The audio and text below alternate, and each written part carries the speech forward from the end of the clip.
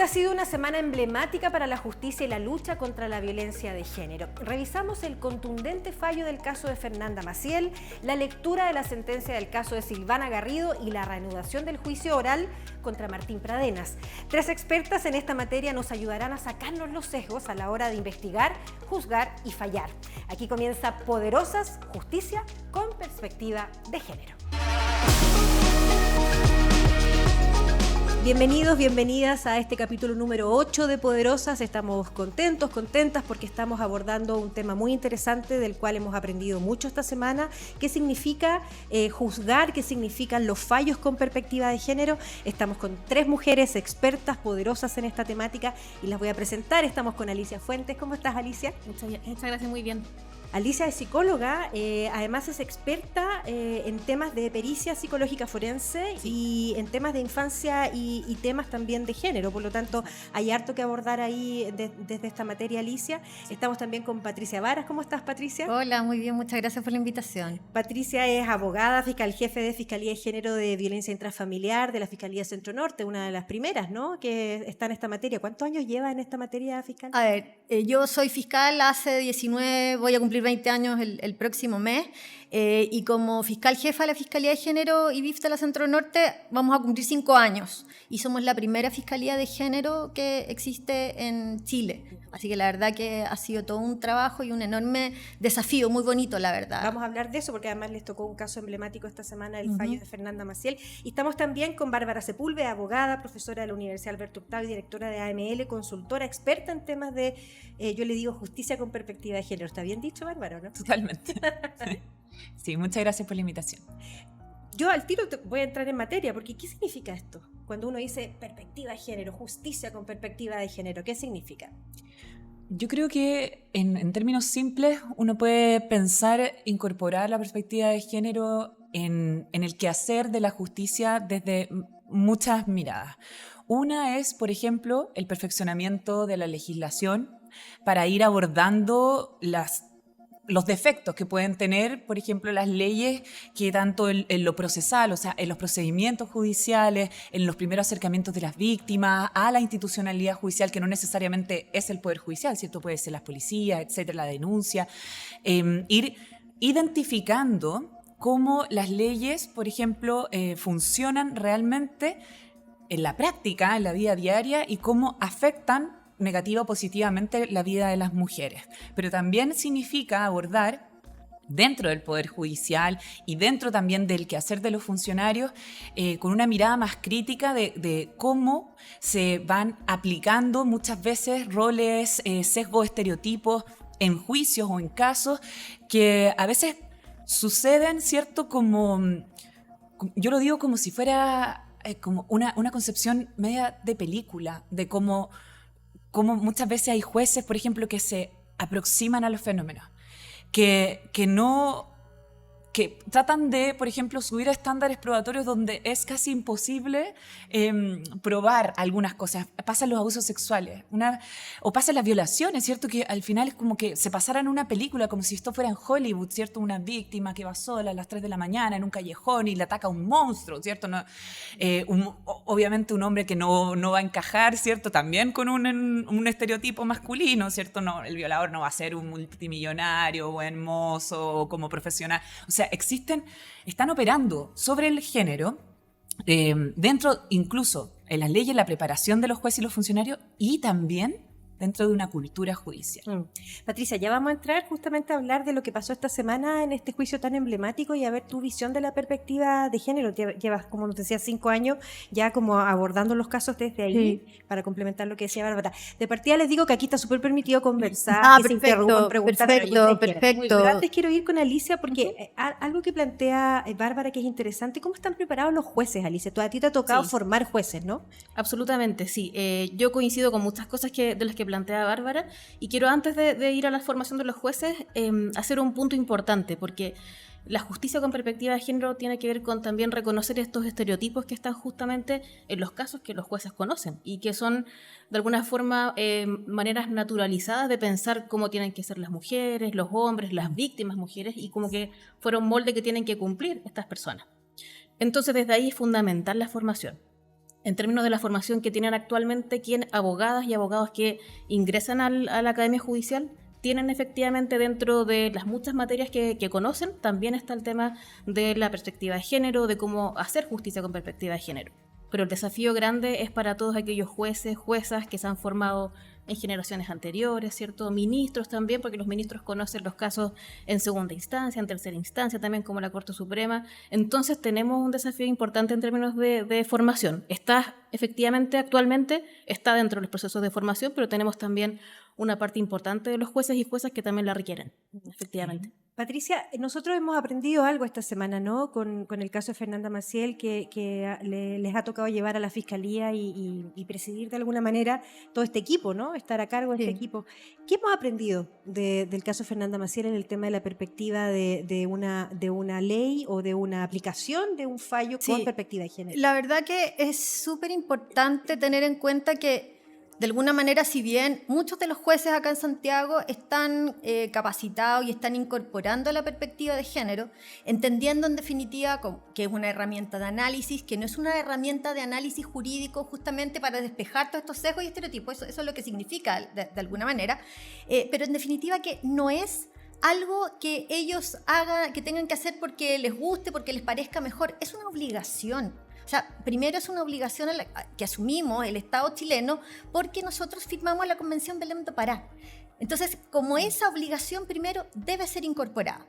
Pero de alguna manera igual es importante que los y las fiscales, cuando tomamos casos en donde existe violencia contra la mujer o violencia de género, ya no necesariamente el porcentaje más grande de casos de violencia de género, el 80% aproximadamente, son de violencia contra la mujer. Por eso uno generalmente tiende a hablar solamente de violencia contra la mujer, pero la violencia de género es mucho más amplia que esto.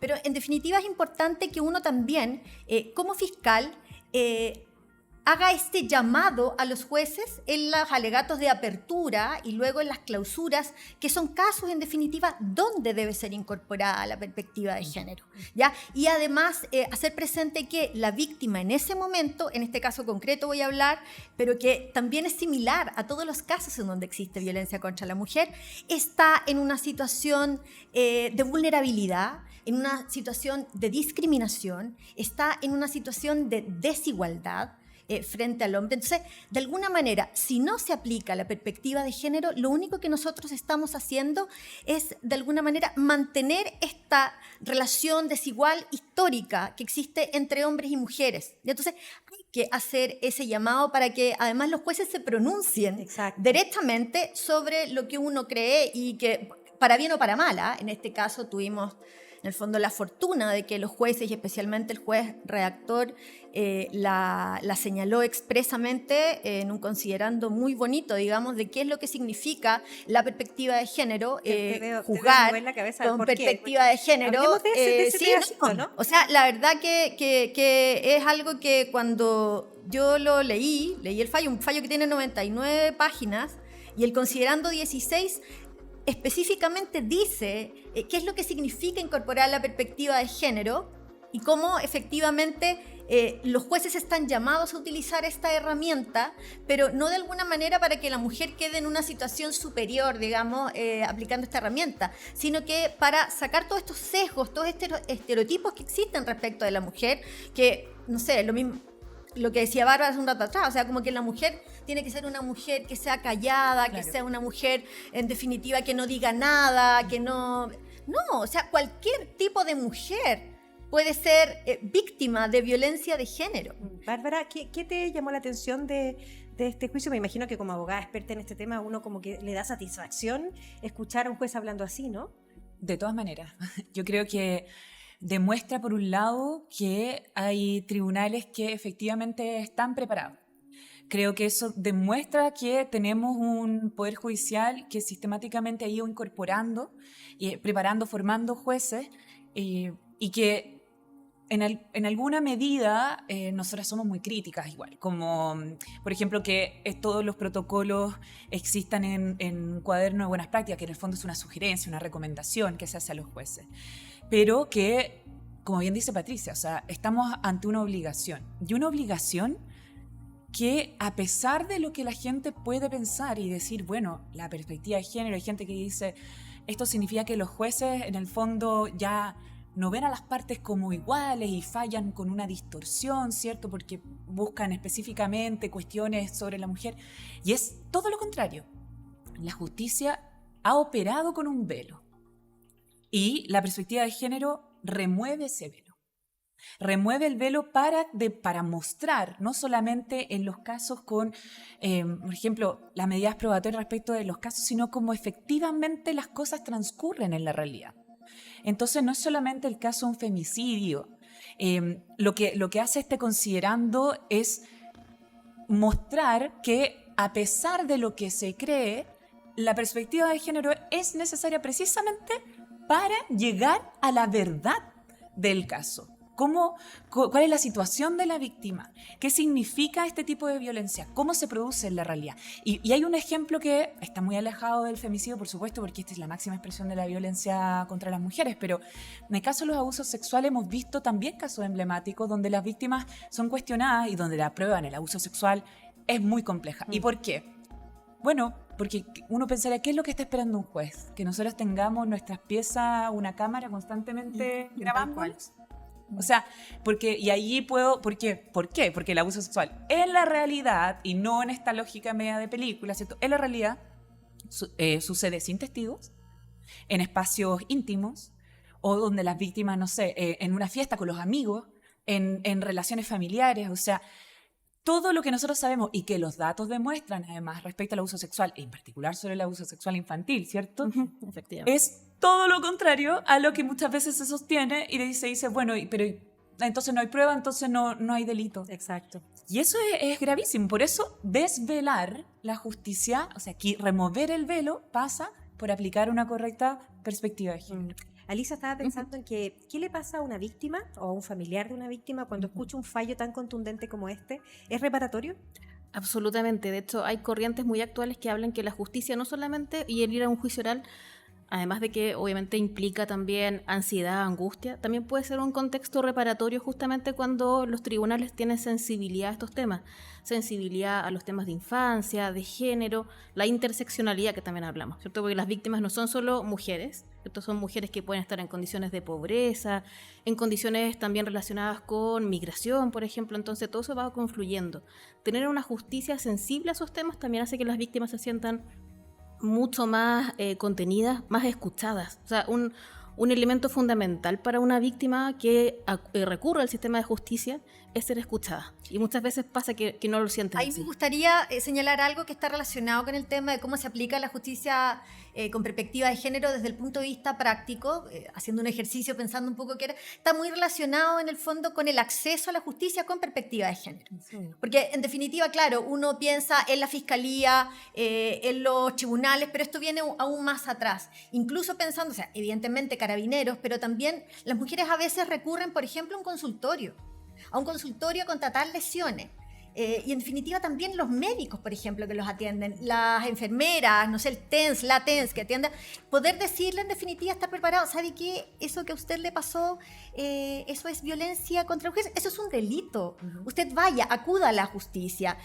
Por otro lado también, si llega a un municipio alguna persona, que el guardia le diga, ¿sabe qué? Vaya a tal parte, que Carabineros, porque estoy pensando ahí, Patricia, que la función que hace Alicia, que es una perita en el fondo, en estricto rigor, es complejo, ¿no? Tú hablabas de la dificultad de la prueba. Aquí también implica que hay todo un sistema que tiene que estar pensando con perspectiva de género, ¿no? Tal cual, sí. O sea, es súper importante desde ese punto de vista. O sea, acá hay un dato también que, a ver, una mujer, esto es del Ministerio de la Mujer, que una mujer se muere aproximadamente 7 años en hacer una denuncia de violencia intrafamiliar. Por distintos motivos, porque no ha tomado conciencia, porque en definitiva recién tiene ánimo. Entonces, imagínate que esa mujer llega hasta Carabineros, hasta un lugar donde le dicen, ay señora, pero si eso es un tema que usted tiene que resolver con su marido. Exacto. Esa mujer no va a seguir, no va a continuar. Nosotros capaz que ni siquiera sepamos de la existencia de esa denuncia y que esa mujer sepa que nosotros podemos protegerla, que ella tiene derechos, que es sujeta de derechos. Entonces, ni siquiera sabe de aquello. Y otro tema que me parece importante también en la incorporación de la perspectiva de género es usar un lenguaje claro. O sea, en definitiva, además, los abogados, el mundo de los abogados, no son, claro, las abogadas no somos claros en nuestro lenguaje. Entonces, todo ese tipo de cosas tiene que estar incorporada al momento de estas personas que reciben denuncias o que reciben personas, gente que pueden darle un relato, una denuncia, lo que sea, preparados en definitiva para entregarle la información a las víctimas. Claro. Isabel, ahí solo quería complementar lo que dice Patricia, la necesidad, esto es fundamental, yo creo, el tema de la educación en esto.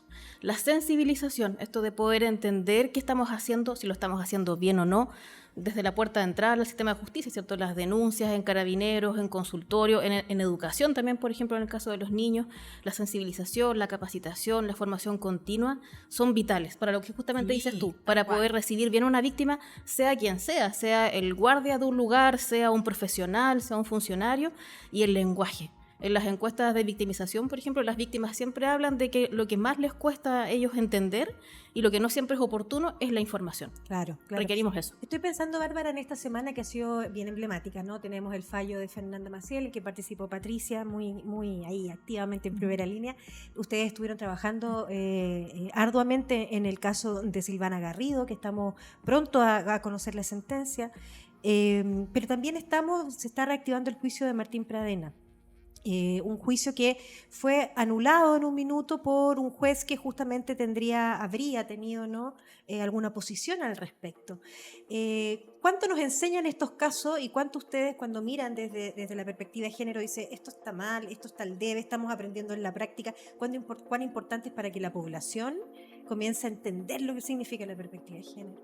O sea, yo creo que es tan drásticamente importante que, por ejemplo, la cobertura de los medios, en el caso de Silvana Garrido, que llevó a ML Defensa, donde las abogadas lograron finalmente que se reconociera el femicidio, o sea, uno ve las portadas y lo que decía era que esta mujer se había lanzado al vacío, como saltó de su balcón. Debiera cambiarse ese titular, debiera ser una exigencia que ese titular vuelva a salir con el cambio, ¿no? Sí, exacto, porque, bueno, más allá de lo simbólico, ¿cierto? Porque hay publicaciones de la defensa, se toma esa imagen de esa publicación y la tachan, ¿cierto? Y le ponen, fue lanzada. O sea, imagínate pasar de pensar que fue un suicidio a darse cuenta que efectivamente fue un femicidio. O sea, imagínate la diferencia que implica eso, o sea, lo importante que es,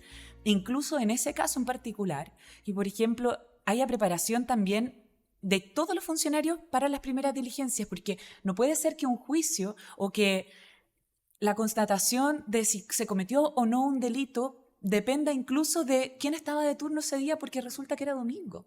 Entonces, ¿cuáles eran los policías de turno? ¿Cuál era el fiscal de turno? Y si era un fiscal, y si te tocó un fiscal u otro, puede cambiar el rumbo de una investigación e incluso la determinación de un delito. Fue importante porque ese caso llegó después a la Fiscalía de Género y Violencia Intrafamiliar, y desde ese punto de vista, la fiscal que le tocó investigar, que es Paula Rojas, que después llevara el juicio junto a ML Defensa, que fue súper importante, además contar con el apoyo de querellantes que saben además de estas materias, logró revertir en definitiva esta primera impresión de que era un suicidio, y un suicidio con esas características no es un hecho constitutivo de delito. Entonces, en definitiva, después exhumar el cuerpo, revisar de nuevo qué es lo que había, que efectivamente habían otros antecedentes que no se tuvieron en cuenta, porque fue mucho más fácil pensar también con el tema de los sesgos y los estereotipos.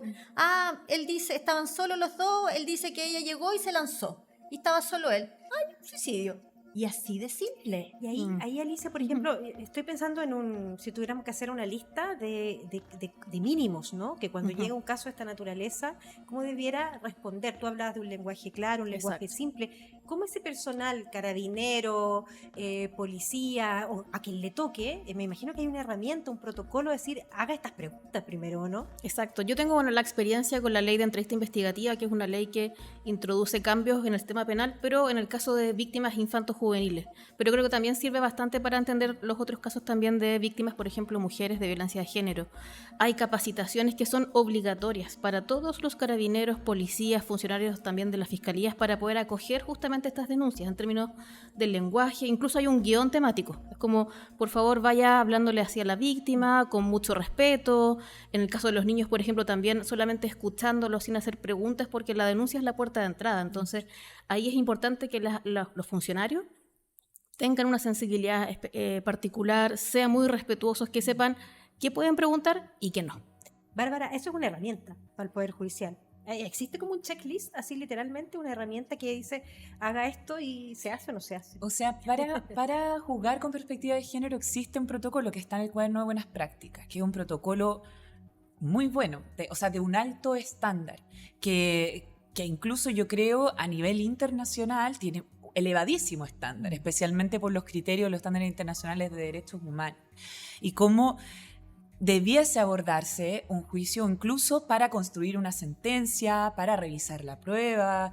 Y es una especie de checklist, pero como yo te decía, lamentablemente sigue siendo una buena práctica, es decir, una sugerencia para que los jueces apliquen esto. Entonces, si un juez se ve la necesidad de, o es interpelado por las partes, por ejemplo, lo que hizo Patricia, que en el fondo en un alegato de apertura interpela al tribunal porque dice aquí esto se tiene que fallar con perspectiva de género. Entonces al tribunal le presenta por lo menos una primera alerta y el tribunal puede revisar ese cuaderno y decir en ese caso, bueno, cómo se va a ir aplicando y es muy sencillo de comprender además. Es un muy buen protocolo. Lamentablemente creo yo, esto es un asunto que no debe que dejarse simplemente a las buenas prácticas, a las recomendaciones, exacto, a las sugerencias, porque no estamos hablando, aquí estamos hablando de algo tan sencillo como lo que decíamos recién, o sea, reconocer si o era un suicidio o era un femicidio y darse cuenta que era un femicidio, o sea, eso significa que ahí falló toda la justicia. Y en el caso de Martín Pradena, Bárbara, cuando hablamos de femicidio, suicidia, femicidio, es un concepto completamente nuevo para la legislación, ¿no? Es complejo, ¿no? Sí, novedoso y además no está incorporado, es novedoso para Chile y para el mundo también. Hay pocas legislaciones donde el suicidio feminicida existe como un tipo penal. Es un delito, es bien difícil de probar, es un delito complejo, pero es también, creo yo, una reivindicación a nivel simbólico del derecho, de que estos casos son reales. O sea, también existen víctimas que no solo, y ojo, no solamente suicidio femicida en el sentido de que al ser una víctima acosada o perseguida o hostigada por su agresor, ¿cierto?, llega a tomar esta decisión del suicidio, sino que de hecho, a nivel comparado se estudia el suicidio feminicida porque el desgaste de las víctimas no solo lo produce el acoso de un agresor o la constante, por ejemplo, estas constantes agresiones en violencias que son sistemáticas y que es como funciona, ¿cierto? El círculo de la violencia es así, tiene muchas aristas y, por lo tanto, también pasa por la institucionalidad. Entonces, suicidio feminicida, donde también en los estándares internacionales de derechos humanos se ha cuestionado el rol de los estados y cómo los estados tienen que mejorar la recepción de las víctimas, todo lo que hemos conversado aquí, la recepción de las víctimas, la contención, las primeras diligencias, cómo se abordan el juicio, cómo se remueven los estereotipos, cómo se aborda a una víctima, cómo no se idealiza el comportamiento de una víctima. Claro. Y eso puede generar incluso una responsabilidad del Estado porque el Estado puede fallar. Y si falla en su institucionalidad, en ese caso el otro tipo es el suicidio feminicida y que ese sí que ya es, muy complejo, pero que está a otro nivel de la comprensión de ese fenómeno. Claro, es interesante porque estamos escalando ya, gracias a que tenemos toda esta formación, podemos estar a lo mejor hablando de este tipo de casos y lo vamos a estar conversando toda esta semana con el tema Martín Pradena. Patricia, a ti cuando me imagino que te da satisfacción cuando hay un fallo que pone tus puntos de vista desde la perspectiva de género. Por supuesto. Y que uno se siente orgullosa, pero ¿estamos al debe en algunas cosas todavía? ¿Sientes tú que falta mucho por hacer en esta temática? Mucho. O sea, la verdad que, a ver, ¿qué falta? En primer lugar, o sea, el tema que ha tocado Alicia, también ha tocado Bárbara, el tema de la capacitación es fundamental. O sea, tienen que existir capacitaciones permanentes. ¿Sí? Este no es un tema que con una sola capacitación se entienda lo que es el género, lo Acá que es la imagino que perspectiva cada de caso género. es un mundo distinto al otro. Es que ese complejo es un poco el tema, y de alguna manera hay que remover lo que significa la historia también de una persona que está acostumbrada a una vida machista, y así de generación tras generación. Entonces, que logren entender, en definitiva, el tema de la perspectiva de género es algo muy complejo. O sea, en las mallas curriculares de las escuelas de formación de policías, carabineros, investigación, no existen estos cursos, por ejemplo. Entonces, ya es un tema que es importante, debería existir desde ahí, desde ese lugar. En la Fiscalía, por ejemplo, existe un manual de investigación con perspectiva de género, porque tampoco es obligatorio, o sea que, en el fondo, como que se asume, ya, eso es para las fiscales que ven causas de violencia intrafamiliar, y nada más. Pero no es así, porque es difícil todavía permear el sistema completo con el tema de la perspectiva de género. Fiscalías de género, ¿por qué no podemos tener más? Yo creo que será necesario, a lo mejor no, es es necesario, claramente es necesario, porque en definitiva es diferente el tratamiento que se le da a estos casos. O sea, por ejemplo, en el caso de Silvana Garrido, se hicieron diligencias diferentes, distintas a las que generalmente se hacen en este tipo de casos. Eso igual significa tener conocimientos previos, tener en definitiva la apertura para decir, sí, en realidad esto es necesario en este caso, como así lo fue, pero en definitiva también existe un tema de que todavía los casos de violencia de género, violencia contra la mujer, que aquí en Chile están con este sistema más bien familista de la ley 20.066, que es violencia intrafamiliar, se entiende que es un delito que no es tan importante. ¿Me entiendes? O sea, no, quizá ahora, en algunos momentos, se le está dando más importancia, como en términos de decir, efectivamente, esto es un tema relevante. Pero en la práctica, eso no se lleva todavía a la práctica. Entonces, estamos hablando que también existe un fenómeno delictual, que es algo que todo el mundo está conmovido, en definitiva, por el tema del tráfico de armas, de droga, en definitiva, estas organizaciones criminales, y como que en definitiva los recursos se van para allá, pero falta un poco también preocuparnos de este tema, y que tiene que ver además con que hay pocas policías, hay pocos fiscales, hay poco de todo para un tema que es muy, muy, muy grande. Alicia, te hago la misma pregunta. ¿Qué falta? ¿En qué estamos al debe todavía, sientes tú? Porque, claro, hay un avance. Llevamos 5 años, del año 2017, cuando se crea la primera fiscalía con perspectiva de género, en la Fiscalía Centro Norte, ¿no? Pero uno empieza a decir, bueno, está la línea, está todo el camino. Estamos hablando desde que se denuncia, la investigación, el juicio, el fallo, la sentencia. En todo debiera haber perspectiva de género, ¿no? Absolutamente, y ahí yo soy repetitiva en lo mío, ¿cierto? El tema de la formación. La ley sobre suicidio o femicida también introduce mejoras en relación a las víctimas, mujeres de delitos sexuales y delitos violentos. Y también plantea la formación que debe ser obligatoria. Ahora, vamos a ver cómo ocurre eso finalmente en la práctica de las policías. Para toda esta cadena que yo te hablo. Exacto, sí. Ahora, tienen que tener un plan de capacitación respecto de aquello. La ley tampoco dice cómo es, hasta qué, si son todos los funcionarios, pero sí por lo menos establece ese plan de capacitación. Yo creo que hay que verlo, pero yo creo que ahí hay un punto central respecto de lo que nos falta.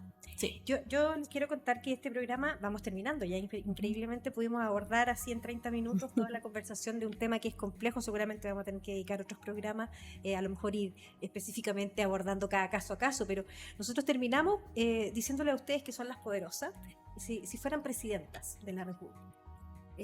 Si tuvieran que elegir una prioridad para que la justicia con perspectiva de género sea prioritario o se pueda resolver estos problemas con los que hablábamos que estamos al debe, que si mañana tuvieran la posibilidad de ejercer la presidencia, ¿dónde hincarían, dónde focalizarían estas temáticas, Bárbara? Yo lo quiero relacionar con la pregunta que hiciste recién, porque yo creo que donde estamos más al debe, donde más falla quizás la justicia con perspectiva de género, o sea, en este caso por no tenerla, es en el acompañamiento de las víctimas desde la primera denuncia. Yo creo que allí hay un vacío que tiene que ver también con la falta de atribuciones, por ejemplo, en los tribunales, o la capacidad de hacer seguimiento de esas medidas. Son medidas de protección que son muy necesarias. Muchas veces nos damos cuenta que lamentablemente los casos que conocemos, casos ya que llegan a situaciones fatales, como los casos de femicidio, no es una cuestión de una vez. O sea, allí hubo denuncias previas, hubo medidas de protección, o como va escalando la violencia, incluso con personas que debiesen ser resguardadas porque ya se acercaron, ya solicitaron ayuda y el sistema les falla. Cuando el sistema les falla a las víctimas, no las acompaña, no las protege, entonces yo creo que se rompe allí una cadena que en el primer nivel, como en lo más básico, en lo anterior, mucho más importante me parece que incluso con las medidas que las nuevas leyes han mejorado los procedimientos para, por ejemplo, los estándares probatorios, etcétera, que está muy bien, pero estamos hablando de juicios ya. ¿Qué pasa con las mujeres que se acercan y piden ayuda, y piden resguardo, y piden protección? Y yo creo que allí en Chile hemos fallado constantemente al no mejorar ese acompañamiento, que es muy difícil de hacer y requiere mucho más que simplemente la capacitación del Poder Judicial, requiere también esta sensibilización especial, la capacitación de las policías y de funcionarios que, como bien hemos comentado, o sea, muchas veces no solamente una mujer va a acercarse a una comisaría primero, de repente es el CEFAM. Entonces, tenemos allí, yo creo, algo que mejorar, que es urgente. La cadena completa. Al inicio de la cadena yo veo muchas deficiencias, especialmente con el acompañamiento y protección de las víctimas que ya se han acercado a solicitar ayuda o han denunciado. Claro, lo que tú dices es fundamental, porque si estamos entrando en esta cadena antes, vamos a evitar finalmente llegar a un juicio, llegar a un femicidio, llegar a tribunales, no llegar a tener un caso. Alicia, si fueras presidenta de la República. Wow, es una pregunta para soñar. Y me tomo el sueño de Bárbara respecto del acompañamiento a las víctimas. Sin duda que son, creo yo, las más olvidadas, las menos visibilizadas dentro del contexto, que estamos en un momento propicio para poder darles esa visibilización. Entonces, el acompañamiento, por supuesto, yo insisto con los temas de formación obligatoria, y como bien dice Patricia, una formación obligatoria para todos los operadores del sistema de justicia, que no sea solo una vez, ¿cierto? No sea solamente ir a una capacitación, sino una formación continua, una revisión de sus prácticas. Permanente. Absolutamente. Sí. Y si ahora puedo seguir soñando, a lo mejor pensando en temas de género. Total, estamos soñando. Totalmente, educación afectiva y sexual para nuestra infancia también.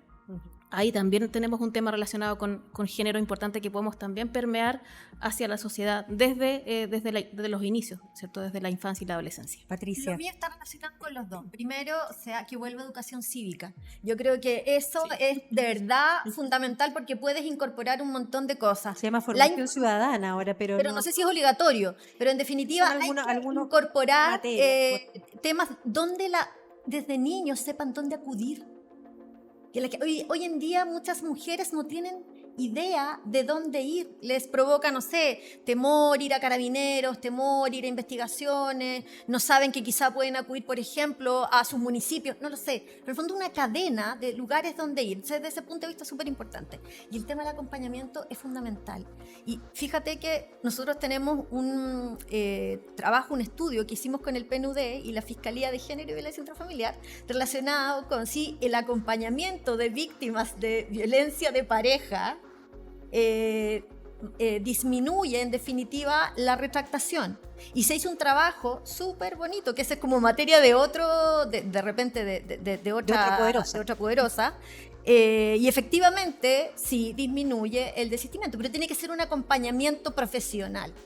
Ya, en definitiva, de gente que esté capacitada en determinados momentos del proceso penal, y se hizo este estudio con un grupo de control, y este grupo que sí fue acompañado y en donde sí generó en definitiva una diferencia con el tema del desistimiento de las víctimas. Pero por otro lado también sería súper importante que existiera mayor coordinación entre, o sea, primero que como una política de Estado. Sí. O sea, eso es fundamental, porque hoy en día todo lo que se hace es a propósito como de las buenas intenciones, relacionado con lo que dice Bárbara. O sea, por ejemplo, en la Fiscalía de Género y Violencia Intrafamiliar hemos generado protocolos de trabajo con los municipios de nuestra... Entonces, el fondo en algunos casos que son más graves, pedirles, oigan, estén atentas a esta víctima, que se realice ese acompañamiento. Patricia, pero tú estás hablando de algo que se está haciendo, que vamos encaminados. Si tú tuvieras que elegir una medida para la Fiscalía, para el Ministerio Público, para mejorar, ¿qué te gustaría que pasara? O sea, en el fondo que se capacitara probablemente a todos los fiscales en temas de perspectiva de género, que aumenten la dotación también, porque es insuficiente en definitiva. Claro. Nosotras hoy día tenemos un ingreso de 20.000 causas al año y somos 5 fiscalas. Entonces, en el fondo, igual es complejo también, porque claro, estuvo Paula 2 semanas, un poco más, yo estuve casi 6 semanas en juicio, pero siguen ingresando causas. Entonces, la idea sería que nosotros pudiéramos darle también una atención, la atención que se merecen a todas esas víctimas, pero no podemos. Pero es que además hay algo que menciona Patricia, que dice, por ejemplo, bueno, hoy día, no sé, se le está dando, ¿cierto?, una prioridad a la persecución del crimen organizado y eso también, bueno, hay prioridades dentro del Ministerio Público para la persecución de ciertos delitos. Pero es un error pensar que en esos delitos no se producen delitos de género. Tal cual. Por ejemplo, el crimen organizado que muchas veces está directamente involucrado con la trata de personas. La trata de personas, que sabemos muy bien, la mayoría son mujeres. Exacto. Para la explotación sexual.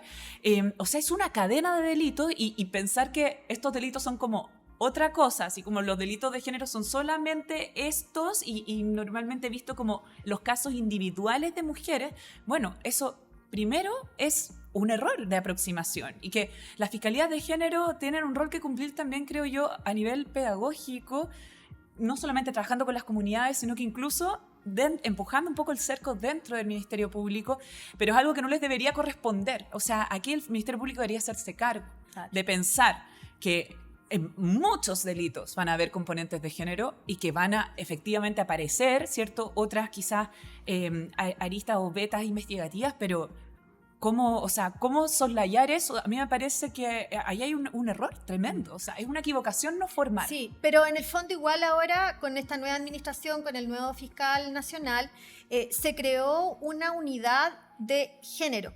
Antes era de derechos humanos, género y delitos sexuales. Ahora se separó. Y la idea, en definitiva, es que esa unidad, de alguna manera, asesore en todo tipo de delitos, porque esto es algo que pasa, en definitiva, en si todos yo me lados. quedara con algo de esta conversación, que les quiero agradecer, porque de verdad es un tema que en una semana muy interesante para la justicia con perspectiva de género, ustedes han sido muy ilustrativas de cómo vamos avanzando y qué es lo que falta. Yo me quedaría con formación al sistema completo, como dice, y también con el acompañamiento, ¿no? Son las dos como necesidades que tenemos que seguir avanzando en esto. Sí. Patricia, Bárbara, Alicia, les quiero agradecer infinitamente que en esta semana, yo sé que están las tres, además con mucho trabajo porque es una semana compleja, agradecerles que nos hayan logrado ilustrar y ayudar a entender un poco más qué es la justicia con perspectiva de género. Y gracias como siempre por estar aquí en Poderosas. Y nos encontramos en un nuevo capítulo con un tema contingente, narrado, contado y explicado por expertas. Gracias a las tres. Muchísimas gracias. Gracias a ti. Gracias.